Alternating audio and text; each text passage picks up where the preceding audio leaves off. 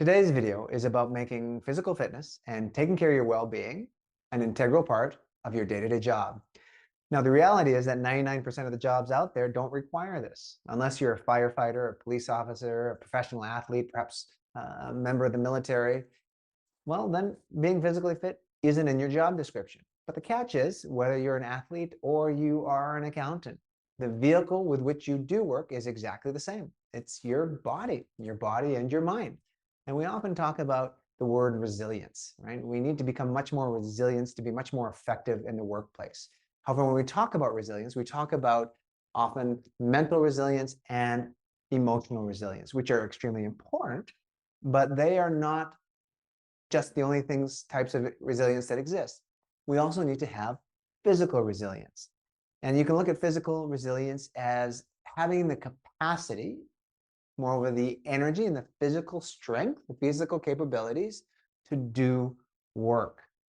And the reality is that after the age of roughly 25, your body starts breaking down faster than it builds up. And unless you are taking intentional steps to keep your body strong, keep your body healthy, resilient, it will eventually break down. It's continuously breaking down. I saw a perfect example of this the other day. I was sitting in on a training session, and the gentleman who was training, it was a 6-hour workshop.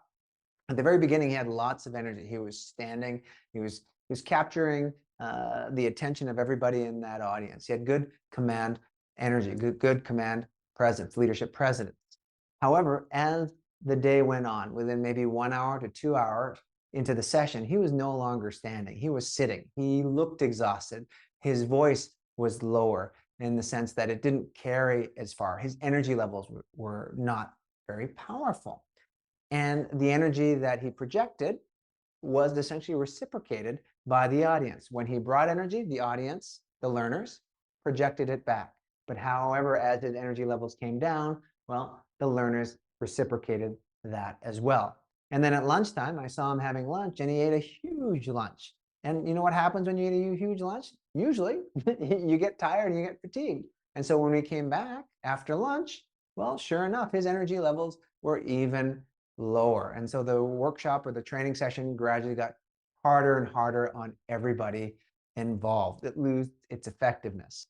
And the reason why I share this with you is that you may not be teaching a session, you may not be running a training session, but you lead people, you influence people, you're constantly around people.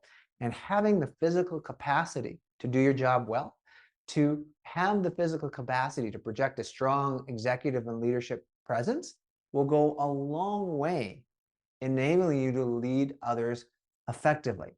Because a critical component of leadership, beyond having the physical capacity of being able to do work, is to look like you have the physical capacity to do work. Now, I'm not saying you have to be, somebody cast out of a central casting in Hollywood, but it just requires you to take care of your well-being on a day-to-day basis. Look at it as part of your job.